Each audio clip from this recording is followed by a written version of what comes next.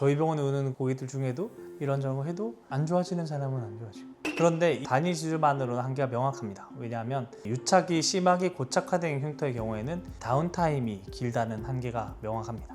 마치 무너진 건물의 기초를 다시 세우듯이 차오르도록 유도하는.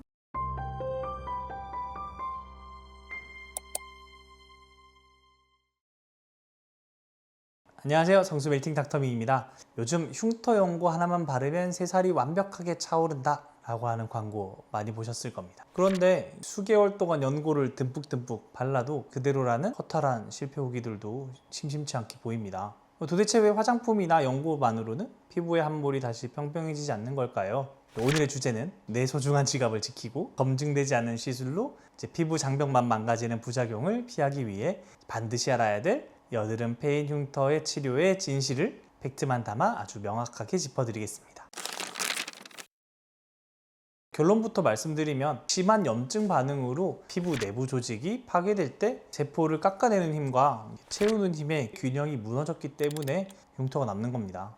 화농성 여드름으로 인해서 진피층 내부에서 치열한 파기와 재생 과정이 일어날 때 정상적인 회복의 한계를 넘어서게 되면 조직의 결손이 발생합니다. 그렇게 해서 고착화된 것이 바로 위축성 여드름 흉터입니다. 한번 형성된 페인 흉터는 진피층 구조 자체가 물리적으로 바뀐 거기 때문에 단순한 흉터 연고 도포만으로는 절대 원래 상태로 복구되지 않습니다. 임상에서는 여드름의 페인 흉터의 형태를 크게 세 가지로 분류하면서 각각의 해부학적 특성에 맞춘 복합치료 플랜을 짜기도 합니다. 첫 번째는 아이스픽 스카. 표면 지름은 이제 좁지만 진피 깊숙하게 날카롭게 패여 있어서 치료 난이도가 가장 높은 흔히 말하는 얼음 송곳 흉터입니다. 두 번째는 박스카 흉터입니다. 경계가 뚜렷하고 이 각진 사각형 형태로 이렇게 패여 있는 날카로운 경계면의 굴곡을 이렇게 깎아가지고 부드럽게 다듬는 과정이 필수적입니다. 세 번째는 롤링 흉터입니다. 바닥이 둥글고 넓게 훅 파여해서 흉터 하부에서 피부를 강하게 당기는 섬유성 밴드가 존재하는 게 특징입니다. CO2 업음약의 레이저, 이런 걸 프락셀, 이런 박피성 레이저들이 있었는데요. 이런 것들은 피부 표면을 미세하게 포뜨듯이 깎아내고 열 손상을 가해서 재생을 유도하는 아주 예전부터 많이 사용되어 오던 전통적이면서도 강력한 치료법입니다. 그런데 단일 시술만으로는 한계가 명확합니다. 왜냐하면 유착이 심하게 고착화된 흉터의 경우에는 겉에만 해결해서 바닥이 차오르지 않는 것도 있고요. 또한 시술하고 난 뒤에 진물과 딱지가 발생하면서 빨간 붉은기가 장기간 지속되게 되는 다운타임이 길다는 한계가 명확합니다. 최근에는 이런 단점을 보완하기 위해서 이 표피는 보존하면서 진피에 상처를 내고 콜라겐 생성을 유도하는 피코프락셀이나 니드RF 같은 장비가 활용되고 있습니다. 아무리 겉에서 이렇게 레이저를 쏴도 피부 밑에서 섬유 조직이 밧줄처럼 진피를 당기고 있으면은 이제 흉터는 결코 올라오지 않습니다. 따라서 이렇게 당기고 있는 섬유 조직을 물리적으로 뚝뚝 잘라내는 진피화 절제술, 우리가 흔히 이제 서브시전이라고 부르는 시술이 반드시 이제 병행돼야 됩니다.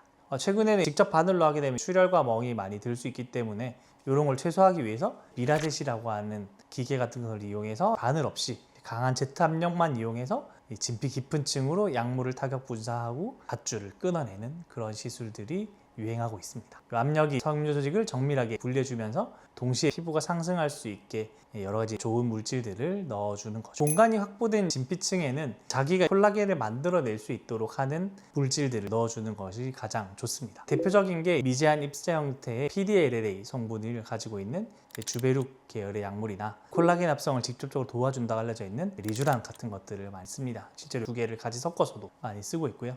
이 물질들이 피부 내부에 자리를 잡으면 서서히 분해되면서 우리 몸 안에 있는 섬유화 세포를 활성화시키고 환자 스스로가 자기 콜라겐이 생겨나게 됩니다. 마치 무너진 건물의 기초를 다시 세우듯이 진피 아래쪽에 이제 넓게 콜라겐 지지대가 구축되면서 페인 흉터가 이제 근본적으로 조금씩 차오르도록 유도하는 필수 치료인 거죠.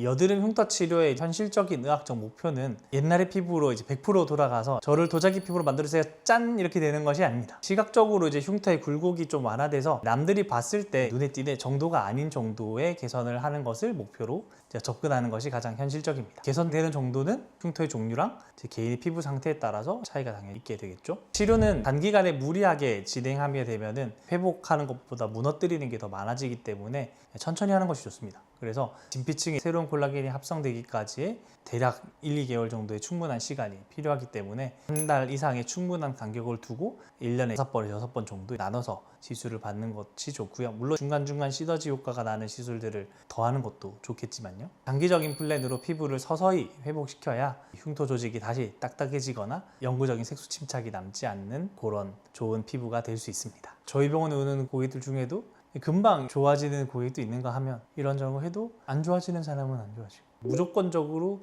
여드름 치료를 100% 좋아지게 해드리겠습니다 라는 얘기를 할 만큼 확실한 무기가 아직은 없는 것 같아요. 오늘은 피부과 치료 중에서도 난이도가 가장 높은 영역으로 꼽히는 여드름 페인 흉터의 치료 원리를 해부학적으로 접근해 봤습니다. 흉터는 단일 장비만으로는 해결되기가 되게 힘들고, 환자의 흉터 유형에 따라서 유형을 정확하게 분석하고 깎고 끊고 채우는 복합적인 의학적 술기가 동반되어야 합니다. 꾸준한 인내심으로 피부의 회복력을 믿고 치료에 임하시기를 바랍니다. 지금까지 성수멜팅 닥터민이었습니다. 감사합니다.